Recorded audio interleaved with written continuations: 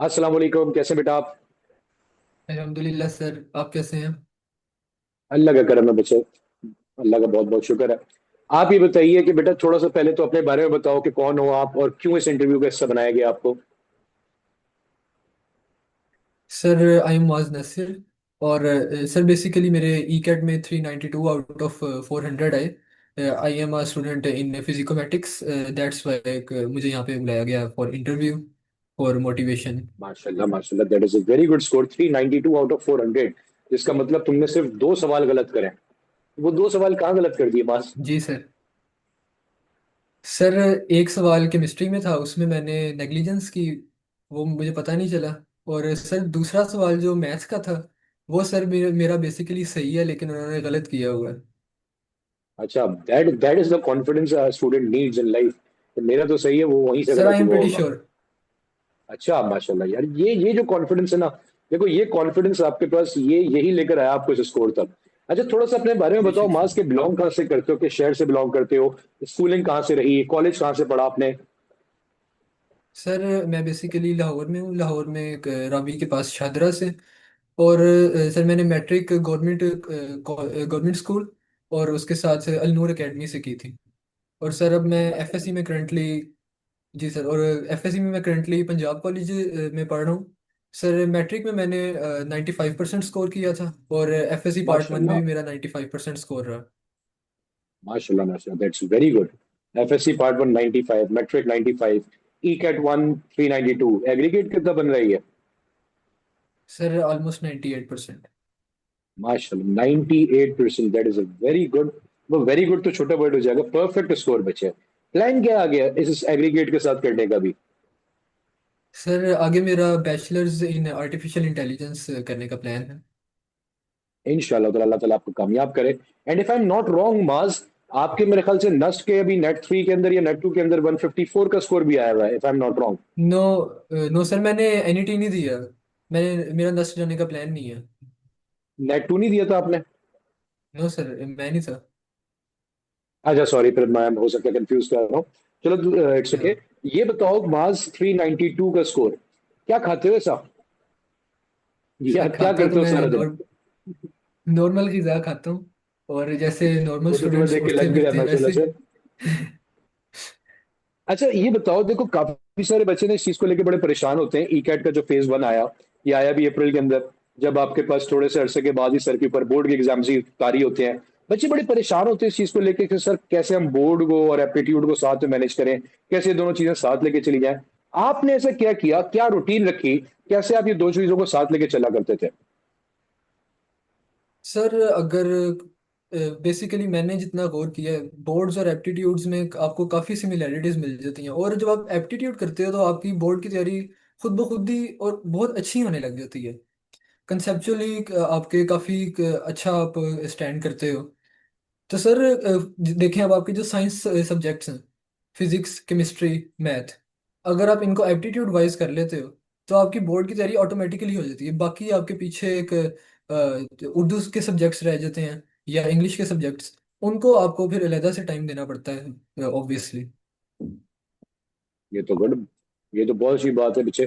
देखो आपके पास ये, मैं भी अक्सर बच्चों को समझा रहा होता हूँ कि यार देखो, अगर आप अपने पास एप्टीट्यूड की तैयारी कर रहे हो और जो शीट्स हम लोग प्रोवाइड करते हैं वो साथ साथ सॉल्व कर रहे हो, तो बोर्ड के अंदर भी तो 35 to 40% तो एमसीक्यूज कॉन्स्टिट्यूट करते हैं। आप अपनी ऑटोमेटिकली वो 35 to 40% जो मार्क्स हैं वो सिक्योर कर रहे हो, उनको 100% बना रहे हो। जहाँ सबसे ज्यादा बच्चे मार्क्स गवाते हैं वो होता ही एमसीक्यूज का पोर्शन है, अपने बोर्ड्स के अंदर भी। सेक्शन बी और सेक्शन सी तो बच्चे निकाल ही लेते हैं, उनको पता है कि ये न्यूमेरिकल इस तरह के आने, और लॉन्ग क्वेश्चंस में फिजिक्स में डेरिवेशंस, तो मैथ्स में फलां टॉपिक के चैप्टर्स के क्वेश्चंस आ जाने। लेकिन सेक्शन ए जो होता है, जो एमसीक्यूज का होता है, वो बच्चों को बर्बाता है। लेकिन अगर बिल्कुल एप्टीट्यूड की सर। तैयारी अच्छी हुई है, तो साथ साथ आपके पास आपका बोर्ड का सेक्शन भी बहुत अच्छा स्ट्रांग हुआ हुआ है। ये चीज बच्चों को रियलाइज करनी, जैसे ही वो रियलाइज कर लेते हैं वो अच्छे स्कोर्स की तरफ जाते हैं आपके पास। अच्छा, माजी बेशक। बताओ बच्चे कि रूटीन क्या रखते थे, मतलब व्हाट वाज योर रूटीन? तुम सुबह उठे हो, सुबह उठने के बाद क्या करा, कब पढ़ने बैठे, किस तरीके से डिवाइड किया हुआ था तुमने सब्जेक्ट्स को, किस तरीके से एप्टीट्यूड और बोर्ड की तैयारी को डिवाइड किया हुआ था दिन के अंदर आपने? सर मैं पहले थोड़ा कॉन्टेक्स्ट बता दूं। मैं चूंकि कॉलेज गोइंग स्टूडेंट हूँ और मैं एकेडमी नहीं जाता, तो सुबह तो ओके। सुबह से लेके 2 बजे तक तकरीबन कॉलेज होता। कॉलेज में मैं कोशिश करता कि ज़्यादातर मैं अपनी एफएससी कवर कर लूँ ताकि घर आके मैं फिर अपना एप्टीट्यूड को फोकस करूँ। फिर जब मैं घर आता, सर मेरा बेसिकली मैंने एक अपना प्लान बनाया हुआ था ऑलमोस्ट 2 to 3 मंथ्स का। उसमें मैंने अपना सिलेबस एप्टीट्यूड का कंप्लीटली कवर करना था, फिजिक्स केमिस्ट्री मैथ इनका मिला के। सॉरी, केमिस्ट्री का नहीं, केमिस्ट्री मैंने एंड पे ही की थी, फिजिक्स और मैथ्स का मैंने स्टार्ट में किया था। उन 3 मंथ्स के अंदर मैंने उसको वीक्स के अंदर डिवाइड किया हुआ था कि वीक के पहले 3 दिन मैंने फिजिक्स करनी है, और उससे अगले दिन मैंने अगले 3 दिन मैंने मैथ करनी है। और जब मैं घर आता, घर आके ऑलमोस्ट 3 to रात 12 बजे तक तकरीबन, सर मैं एप्टीट्यूड को ही फोकस करता था। और उसमें रिकॉर्डिंग्स, और सर जितनी रिकॉर्डिंग है उससे ज़्यादा मैंने देखा है कि प्रैक्टिस आपकी बहुत मैटर करती है। तो मेरी यही होता था। अच्छा मौस्त ये बताओ बच्चे, कौन से बैच का पार्ट थे फिजिकोमेटिक्स में आप? सर मैं बैच 1 का पार्ट था। और इसका मतलब आपने जो एडमिशन है वो अगस्त या सितंबर में ले लिया होगा, ऐसे ही है? जी सर, ऐसे ही है। अच्छा अब ये बताओ कि अगस्त में अगर तुमने एडमिशन ले लिया था तो तब से अब तक अगर आप मल्टीपल टीचर्स को फॉलो करते हो, how many times were you able to revise your course? Sir मैंने पर्सनली अपना जो सिलेबस था वो मैंने 3 टाइम्स कवर किया था। मैं आपको बताऊं माशाल्लाह। कि मैंने बेसिकली सर मैंने अगर मैं सच बोलूं तो मैंने फिजिकोमेटिक्स का मैंने इतना शेड्यूल मैंने फॉलो नहीं किया था, मैंने अपना ही शेड्यूल बनाया हुआ था। तो उसमें मैं ऑलमोस्ट 2 to 3 टाइम्स मैंने अपना सिलेबस कंप्लीटली कवर कर लिया था रिवीजन के साथ। तो तो ये सर। हम्म, जी जी सर। जी जी जी कंटिन्यू। सर मैं मतलब कह रहा था कि फिजिकोमेटिक्स का भी जो आपके पास जो वो प्रोवाइड करते हैं सिलेबस वगैरह, वो सर काफ़ी बेस्ट होता है। अगर बच्चा उसको ही फॉलो कर ले तो उसके आराम से 350 प्लस तो पक्के हैं। ये तो गुड है। अच्छा इसका मतलब देखो यहाँ पे जो तुम हमारी जो फैसिलिटी थी रिकॉर्डेड लेक्चर्स वाली, तुमने उसको मैक्सिमम अवेल किया। और उस मैक्सिमम अवेल करने के बाद अब तुम माशाल्लाह से सबसे मैक्सिमम ही मैं कहूंगा, मेरे ख्याल से इतना मैक्सिमम स्कोर जो है आपके पास यूईटी में, शाजो नाजिर तो बहुत बड़ा वर्ड हो जाएगा, once in a blue moon भी बड़ा वर्ड हो जाएगा, शायद ही देखा गया हो आपके पास। एंड आई थिंक सो कि you are the topper of ECAT phase 1। I no don't sir, think so मेरी it would be second wrong to say. Position है। सर सेकंड ओ, पोजीशन है। सेकंड पोजीशन माशाल्लाह, मतलब top list में ही आगे बचे। जी सर। सेकंड पोजीशन है, सेकंड पोजीशन के ऊपर जो तुम्हारी स्माइल आ रही है ना, वो सेकंड पोजीशन से बेटा वो काफी ज्यादा ऊपर जाने वाली ही चाहिए, क्योंकि ये जो स्कोर है ना, ये स्कोर और उसके बाद एग्रीगेट अगर देखा जाए 98%, 98% तो भाई ड्रीम है लोगों की अचीव करना यार। लोग मतलब परेशान हो माशाल्लाह जाते हैं सर। माशाल्लाह से, लेकिन ऑब्वियसली बात है कंसिस्टेंसी है जो कि मैटर करती है। ये कंसिस्टेंसी आपने मैट्रिक में भी दिखाई, आपने इंटर में भी दिखाई, और अब आप अपने पास एप्टीट्यूड में भी दिखा रहे हो। तो ये तो है कि आपने कंसिस्टेंटली अच्छे रिजल्ट प्रोड्यूस करने, ताकि जिंदगी में कोई चीज अच्छी अचीव कर सको, आगे जाके बढ़ के इस चीज को अपने पास शोकेस कर सको अपनी अचीवमेंट्स को, और अल्लाह ताला आपको आगे भी कामयाब करे, मेरी बड़ी नेक तमन्ना है आपके लिए। अच्छा आमीन सर, यार ये आमीन। बताओ कि आपने जैसे भी बताया आपने 3 दफा कोर्स रिवाइज किया माशाल्लाह से, आप मैथ्स फिजिक्स केमिस्ट्री इंग्लिश सबको ही फॉलो कर रहे होगे। जब सबको फॉलो कर रहे थे तो क्या आप एक टीचर को फॉलो करते थे या दोनों टीचर्स को फॉलो करते थे मैथ्स फिजिक्स केमिस्ट्री में? सर मैं एक ही टीचर को फॉलो करता था, और अगर उसके मेरे पास लेक्चर्स अवेलेबल नहीं है, ज़्यादातर यही होता था, तो मैं सर पास्ट लास्ट ईयर के जो लेक्चर्स थे उनको मैं देखता था, और ज़्यादातर मैंने तैयारी भी उनसे ही की थी। और सर माशाल्लाह वो बहुत ही अच्छे थे, उनमें तकरीबन सारे कंसेप्ट ही कवर थे। That's very good. अच्छा अगर मैं ये पूछूं कि भाई चलो तुम रिकॉर्डेड लेक्चर्स लेते थे, जैसे हम लोग बच्चों को अक्सर गाइड करते हैं कि भाई आप लेक्चर्स लीजिए, देन उसके बाद फौरन से शीट सॉल्व कीजिए। शीट सॉल्व करना सबसे ज्यादा इंपॉर्टेंट काम है, वरना लेक्चर अकेला वर्थ इट नहीं होता अगर आपने प्रैक्टिस शीट सॉल्व नहीं की हुई। और सर बिलाल के अब माशाल्लाह से काफी सारे लेक्चर्स भी इसी पे सुनते भी होंगे कि वो प्रैक्टिस शीट को कितना एम्फेसिस करते हैं कि वो कितनी इंपॉर्टेंट है आपके लिए। फिर उसके बाद हम कहते हैं टेस्ट दो, उसके बाद हम कहते हैं एफएलपीज और मैराथन दो। आपने क्या स्ट्रेटेजी रखी हुई थी फिजिकोमेटिक्स को यूज करते हुए? सिर्फ लेक्चर्स को नहीं लेते होगे ऑब्वियसली बात है, प्रैक्टिस कैसे करते थे? सर मैंने भी, सर बिलाल ने, मैं आपको एक बात बताऊं कि सर मैं 250 ऑलमोस्ट आराम से स्कोर कर सकता था, लेकिन इससे ऊपर जो मुझे लेके गए हैं वो सर बिलाल हैं। सर बिलाल जो मतलब लेक्चर्स में उन्होंने जो नसीहतें की, सर उसमें से एक सर ने कहा था कि जितने आप लेक्चर ले रहे हो उससे 3 to 4 टाइम्स आपने ज़्यादा टाइम जो है वो आपने प्रैक्टिस को देना है, बिकॉज प्रैक्टिस बहुत ज़्यादा इंपॉर्टेंट है। मैंने भी सर ऐसे ही किया। सर मेरे पास किप्स की बुक्स थी, और सर मेरा एक दोस्त है जो मेरे पास बुक्स नहीं थी वो उसने मुझे प्रोवाइड की। सर मैं अगर एक चैप्टर अगर मैं पढ़ रहा हूँ एक दिन के अंदर, तो सर 2 दिन मैं उसकी प्रैक्टिस करता था, और उसके साथ से आपकी जो प्रैक्टिस शीट्स थी वो भी सॉल्व करता था। और सर इसके अलावा आपके पास जो इंडियन एग्जाम्स आते हैं, जैसे आपके पास जेई आ जाता है और नीट आ जाता है, उनसे भी मैं जितने मैक्सिमम मैं प्रैक्टिस कर सकता था वो मैं कोशिश करता था कि मैं उनकी प्रैक्टिस करूं। That's very good. पोर्टल पे मौजूद सारी शीट्स निपटा दी थी? सर सारी नहीं, क्योंकि मेरा मेन जो फोकस था वो किप्स की बुक से थी, क्योंकि वो आपके पास हैंड रिटन आ जाती है तो मैं उसको ज़्यादा प्रेफर करता था। शीट्स मैंने की थी, ऑलमोस्ट 50% मैंने सॉल्व की थी। अच्छा चलो बेटा, ये बताओ टेस्ट दिया करते थे पोर्टल पे? सर टेस्ट मैंने शाहजहां नाजिरी दी है, इतने ज़्यादा नहीं। और एफएलपीज जो एंड में हमने दी थी आपको? जी सर, एफएलपीज मैंने नस्ट की दी थी और यूईटी की वो मैंने दी थी, क्योंकि वो आपको एंड पे क्या स्कोर आता आपको था? बता देती हैं कि आप कहाँ पे स्टैंड कर रहे हैं। बिल्कुल सर अच्छी बात। मेरा ऑलमोस्ट जो मैंने नस्ट का दिया था उसमें मेरा 150 तक आ जाता था, और उसके अलावा जो यूईटी का था उसमें भी 350 क्रॉस कर देता था आराम से। वहां पे 350 क्रॉस करता था और एक्चुअल में तुमने 390 क्रॉस कर लिया। तो ज्यादा मुश्किल क्या होता था, यूईटी का जी पेपर सर। ज्यादा मुश्किल थी? सर एफएलपी ज़्यादा मुश्किल थी ऑफ कोर्स, लेकिन सर यूईटी के पेपर में भी इस बार इन्होंने थोड़ा किया था। ऐसा है। बच्चों के जो रिव्यू आया है, अच्छा चलो इस चीज के ऊपर बात करते हैं। भाई तुम गए, तुमने एग्जाम अटेम्प्ट किया, एग्जाम के बारे में क्या रिव्यू है तुम्हारा? किस तरह का एग्जाम रहा? ट्रिकी था? सर एग्जाम ट्रिकी नहीं था, बस उन्होंने बच्चों को थोड़ा सा रगड़ा था, क्योंकि मतलब पास्ट ईयर्स जो थे उससे थोड़ा सा आपके पास पैटर्न चेंज था। उन्होंने क्या किया हुआ था कि आपके पास जो पोर्शंस हैं डिफरेंट वो मर्ज थे। एक आपके पास पहला हम्म। एमसीक्यू अगर केमिस्ट्री का आ रहा है तो दूसरा आपके पास फौरन मैथ का आ गया, फिर फिजिक्स का आ गया। तो बच्चे का जो माइंड है वो एकदम से जिगल कर देता था। फिर सर उसके अलावा इस बार उसने जो क्वेश्चंस पूछे थे वो मेजरली क्या थे, उसने क्वेश्चन के अंदर आपसे उसने कैलकुलेशन कोई नहीं कराई, पूरे पेपर में एक क्वेश्चन भी कैलकुलेशन का नहीं था। उसने इवन कि आपको क्वेश्चन के अंदर फॉर्मूला भी प्रोवाइड कर दिया, और उसने सवाल सिर्फ ये पूछा इसके ये फिनोमिना होने की रीजन क्या है। आपके पास 80 क्वेश्चंस ऑलमोस्ट यही थे, और उनका जवाब वही दे सकता था जिसने एफएससी सही तरीके से कंसेप्चुअली पढ़ी थी। मतलब कॉन्सेप्ट क्लैरिटी जो है वो सबसे ज्यादा मैटर करती है। ये नहीं कि बस अंधी पर प्रैक्टिस कर ली, सर हमने सारी शीट्स निपटा दी, सारे फॉर्मूलाज हमें याद है, नहीं। जब तक आपकी अंडरस्टैंडिंग बेसिस बिल्कुल सर। डेवलप नहीं हुई थी, तब तक आपके पास प्रॉब्लम होती है।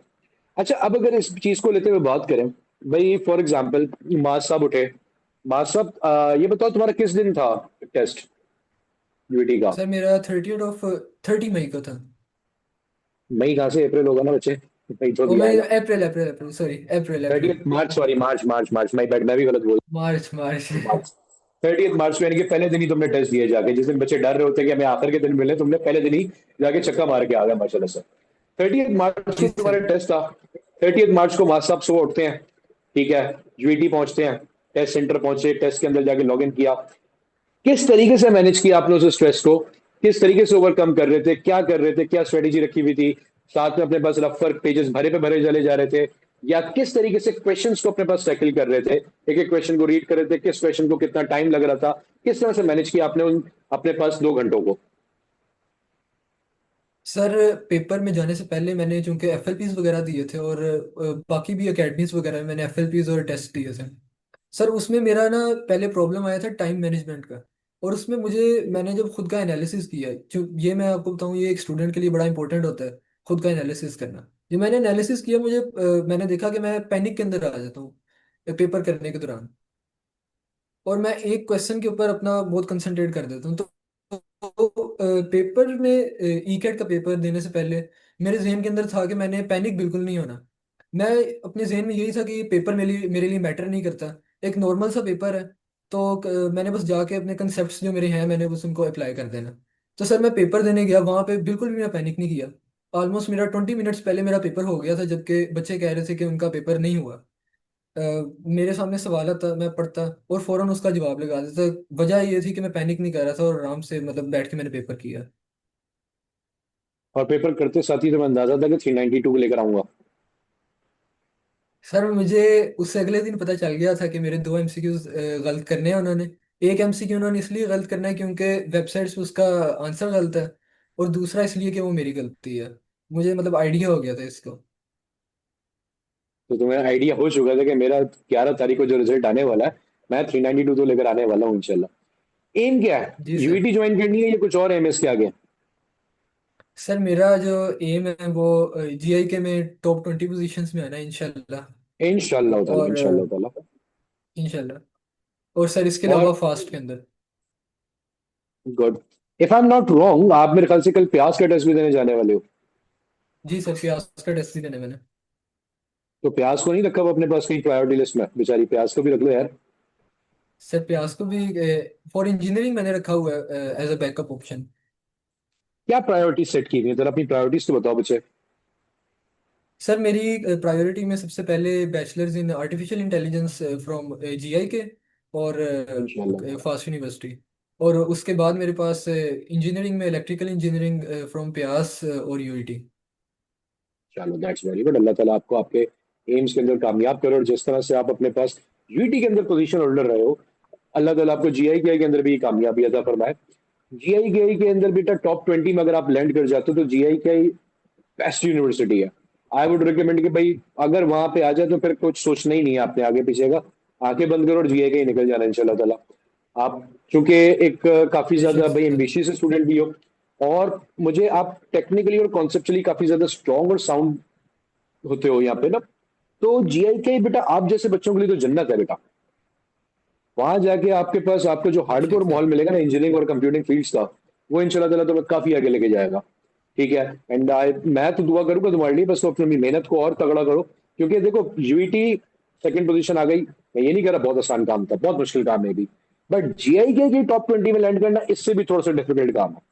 क्योंकि जीआई के अंदर आपके पास यूईटी में जी शायद सर। अगर हम बोले कि पूरा पाकिस्तान तो थोड़ा सा कम कहेंगे, पूरा पंजाब जरूर compete कर रहा होता है यूईटी के लिए। जीआई की टॉप 20 के लिए पूरा पाकिस्तान compete कर रहा होता है बेटा। वहां पे तुम्हारा कंपटीशन और थोड़ा सा टफ है। वहां और लोग आने वाले हैं तुम्हारे साथ जो इतने ही पढ़े लिखे होंगे, और जो क्रीम होगी जो निकलेगी वहां से। और वहां अगर तुम लैंड कर गए तो अल्लाह ताला जी सर। सारे रास्ते हमवार करेगा आगे इंशाल्लाह ताला आगे भी।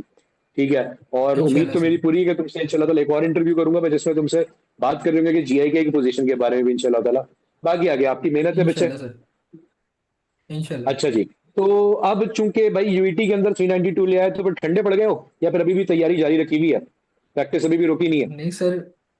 नहीं सर, इंशाल्लाह आगे भी चलती रहेगी तैयारी।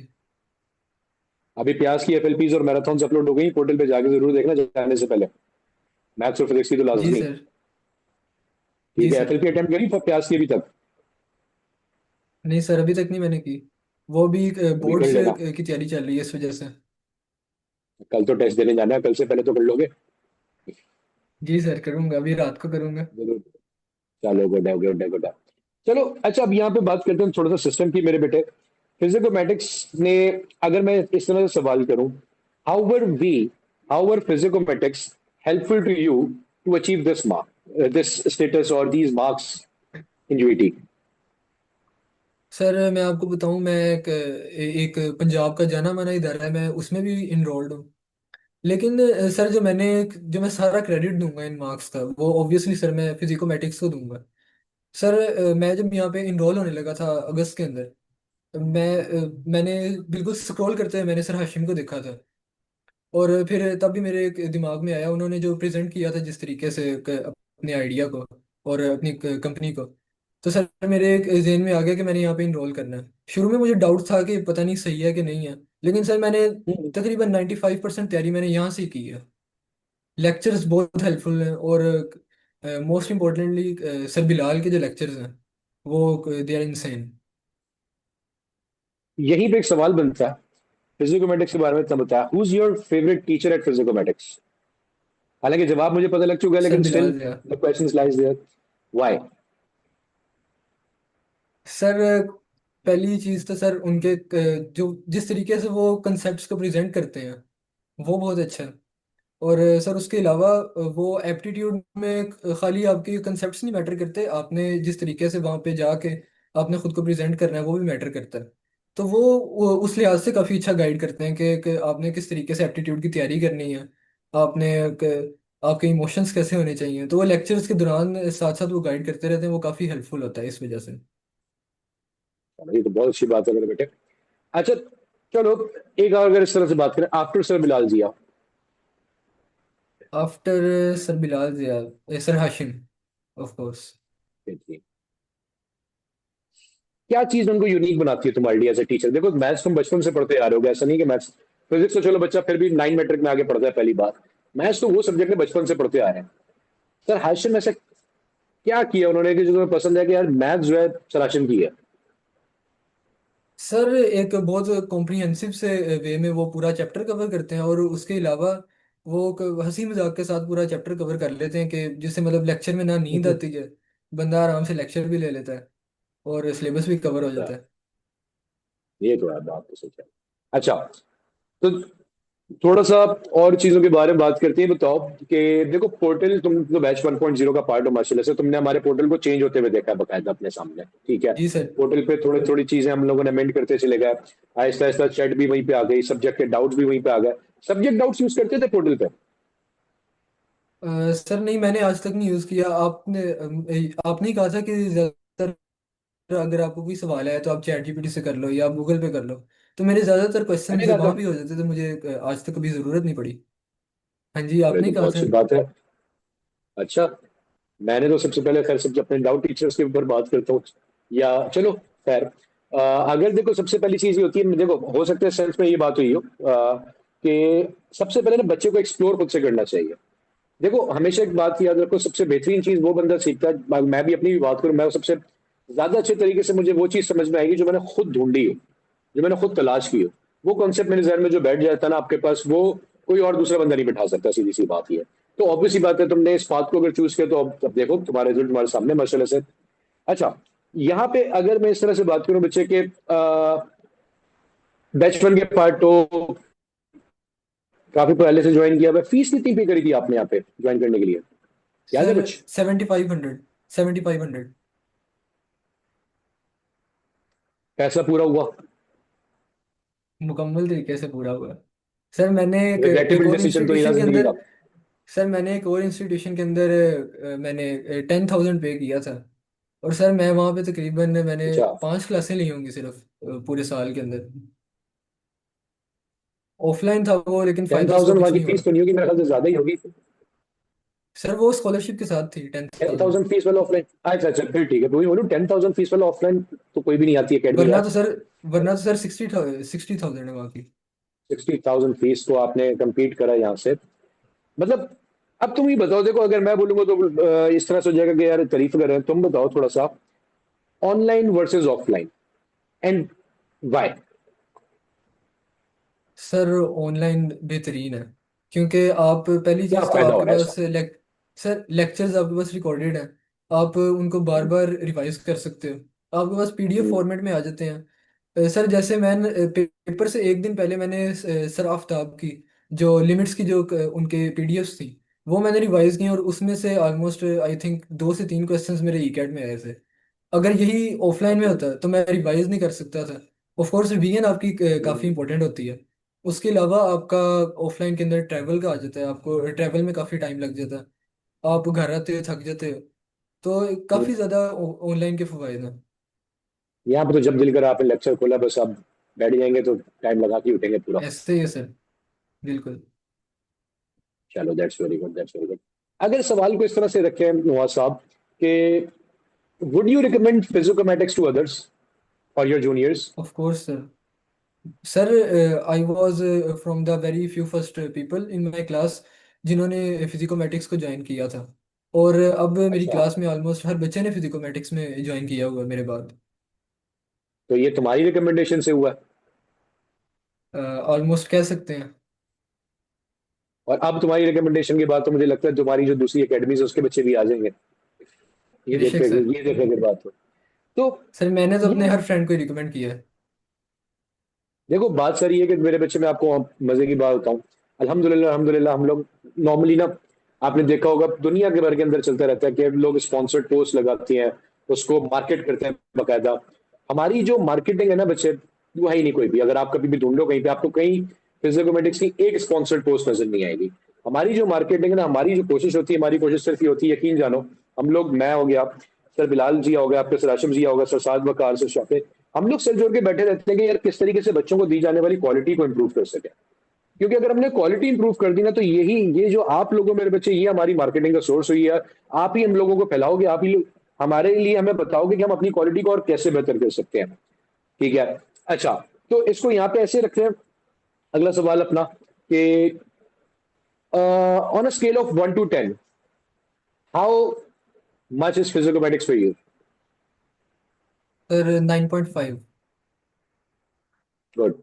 क्योंकि 10 परफेक्शन तो कहीं नहीं आती, कुछ ना कुछ तो हमने लर्न करना है, we have to improve ourselves. So what is this sir जैसे पॉइंट आपने फाइव वी अपना कैन इम्प्रूव? पोर्टल, जी जी, सर श्योर श्योर।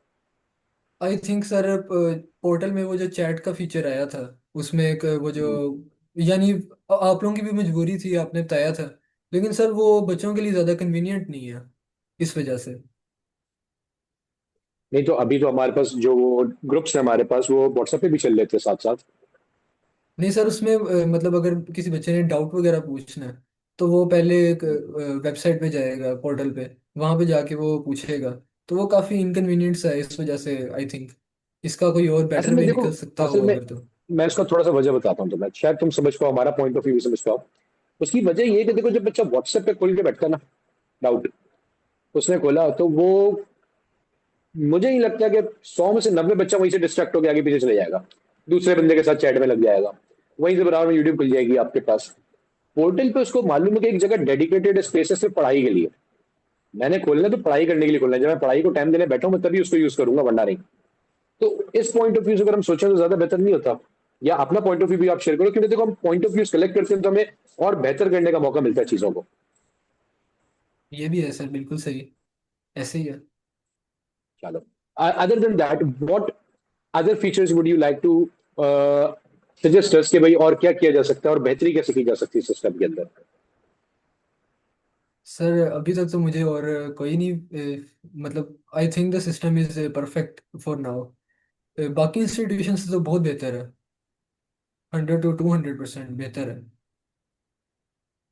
चलो, बहुत अच्छा लगा मेरे बच्चे तुमसे बात करके, that was a very productive session. I hope कि भाई तुम्हारी जो रूटीन थी, तुम्हारी जो स्ट्रेटेजीज थी, बच्चे भी आगे सुने और उसको फॉलो करें और उससे अपना स्कोर इंप्रूव कर सकें। दे वुड लर्न कि भाई किस तरीके से आपके पास कंसिस्टेंसी को यूज करते हुए या कंसिस्टेंट रह के अपने स्कोर को बेहतर किया जा सकता है, अपनी चीजों को बेहतर किया जा सकता है, अपने रिजल्ट्स को इंप्रूव किया जा सकता है, और जो डिजायर की हुई है उनको, उन अचीवमेंट्स को अपने पास हासिल किया जा सकता है। एंड करते करते एंडिंग नोट पे मेरे बच्चे, मैं एक सवाल करूंगा तुमसे, वो ये कि summarize your experience with physicomatics in a few sentences. Sir the experience was insane.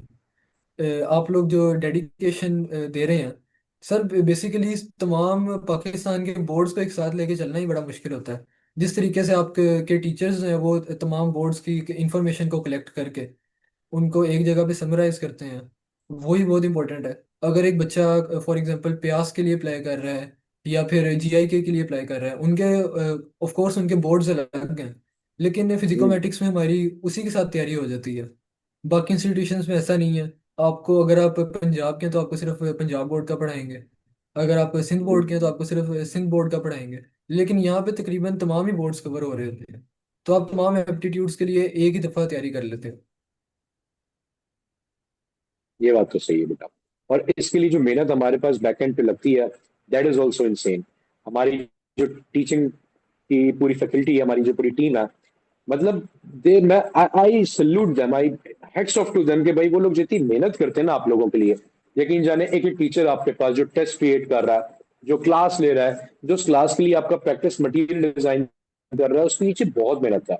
रातें जाग जाके मेहनतें होती हैं, सुबह सुबह फिर रातें जाके मैं सुबह क्लास ले ली बच्चों को, सिर्फ अपनी क्वालिटी इंप्रूव करने के लिए। ना सिर्फ हमारे टीचिंग टीचिंग स्टाफ, हमारा जो एडमिन स्टाफ है, हो सकता है कभी आपको उनसे भी टाकरा पड़ा हो, उनसे भी कोई ना कोई आपने सवाल किए हो सकता है मुझसे कभी टाकरा पड़ा हो, कोई प्रॉब्लम्स आपको आए हो तो आप मेरे पास भी आए हो। तो हम लोग सारे के सारे बस इस अनथक मेहनत के अंदर लगे होते हैं कि यार किसी तरीके से कोई भी बच्चा या किसी भी बच्चे की कोई भी क्वेरी अनरिजॉल्व ना जाए, चाहे वो सब्जेक्ट से रिलेटेड हो, चाहे वो सिस्टम से रिलेटेड हो, चाहे वो यूनिवर्सिटी की गाइडेंस से रिलेटेड हो। हमारी पूरी कोशिश होती है कि हम हर तरीके से बच्चे को केटर कर रहे हो, हर तरीके से बच्चे को आपके पास उसको इन्फॉर्म कर रहे हो कि यार क्या चल रहा है, किस तरीके से आपको करना है और क्या आपकी स्ट्रेटेजीज होनी चाहिए। खैर अल्लाह ताला बाकी आपको भी आगे कामयाब करे, हमारे लिए भी दुआएं कीजिएगा, हमें भी दुआओं में याद रखिएगा बेटा, कि हम भी जो अपनी इस विजन को लेके चलें, इंशाल्लाह सर। कि हमारा विजन सिर्फ इतना सा है कि एप्टीट्यूड टेस्ट की वो तैयारी जो पाकिस्तान के अंदर मेरे ख्याल से हर बंदा एक माफिया बना के बैठ गया है कि यार अपने पास ये पैसे ले रहा हो, बच्चे परेशान बैठे हैं, उन तमाम पाकिस्तानियों को, तमाम पाकिस्तान के बच्चों को हम लोग ये तैयारी इतनी लिमिटेड अमाउंट में पहुंचा सके कि हर बच्चा अपनी ड्रीम्स पूरी कर सके। हमें भी दुआ में याद रखना बेटा साथ साथ। इसके अलावा कोई और चीज, कोई सजेशन, कोई एडवाइस जो आप देना इंशाल्लाह चाहेंगे, सर। या बर्खास्त करें इस मीटिंग को? सर इसके अलावा मेरी एक सजेशन है जो काफ़ी इंपॉर्टेंट है। सर वो ये है कि आप कोई गोल अगर अचीव करना चाहते हैं, अगर आपके जहन में आए, तो उसमें सबसे पहली चीज़ होती है कि आप अपना एक सिस्टम डिज़ाइन करें उसके लिए। गोल मैटर नहीं करता क्या क्या है, आप उसके लिए जो सिस्टम डिज़ाइन करते हो वो मैटर करता है। अब इसमें आपकी कंपनी सबसे ज़्यादा मैटर करती है। अगर आपकी कंपनी सही है तो आप वो गोल इजीली अचीव कर लेते हो। जैसे सर फॉर एग्जांपल मैं जिस कॉलेज में पढ़ रहा हूँ, सर मेरी जो क्लास है, सर उसका इन्वायरमेंट ही माशाल्लाह इतना अच्छा है कि उसने मुझे यहाँ तक पहुँचाया है। सर ऑफ कोर्स आपकी एक इंडिविजुअल एफर्ट नहीं होती, आपकी एक कलेक्टिव एफर्ट होती है। सर आपके पास ये आपके जो रिजल्ट्स आए हैं उसमें जैसे मोहम्मद अनीक खान, वो सर मेरा क्लासमेट है। आपके पास जो फिजान, अच्छा सर वो माशाल्लाह। मेरा क्लासमेट है। आपके पास मार हैदर, वो भी सर मेरा क्लासमेट है।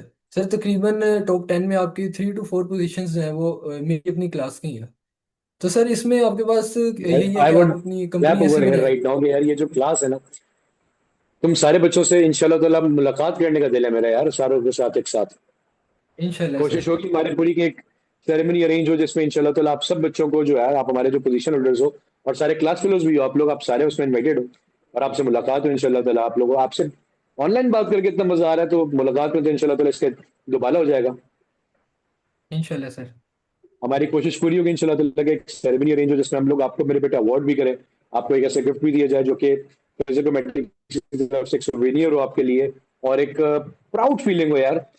बाकी इंशाल्लाह सर। अपने पेरेंट्स को भी मेरी तरफ से बहुत ज्यादा कॉन्ग्रेचुलेट करना यार, उनके लिए भी बड़ा फखर का मुकाम होगा इस वक्त, वो भी बहुत खुश होंगे। तुम तो खुश होगे, लेकिन वो जितना खुश होंगे ना, वो तुम थैंक यू सर। इमेजिन भी नहीं कर सकते इस वक्त, इमेजिन भी नहीं कर सकते। तो मेरी तरफ से ना उनको जाके अपने पास एक दफा गले भी लगना और उनको कॉन्ग्रेचुलेट भी करना कि भाई बेहतरीन काम कर दिया आपने। ये जो आपकी अचीवमेंट है ना मेरे बच्चे, ये जो आपकी थैंक यू सर। अचीवमेंट है, ये बहुत कम लोगों के पास आती है, लेकिन कंसिस्टेंसी अगर हो, अगेन मैं वही बात करूंगा, कंसिस्टेंसी अगर हो तो ये चीज अचीव की जा सकती है जैसे आपने करी माशाल्लाह से। ठीक है बेटा, थैंक यू सर। तो बहुत अच्छा लगा तुमसे बात करके। अपनी मीटिंग को यहाँ पे बर्खास्त करेंगे, इंशाल्लाह ताला तुमसे फिजिकल भी मुलाकात जरूर होगी सेरेमनी के अंदर हमारी। तब तक के लिए ख्याल रखो अपना। अल्लाह हाफिज बेटा।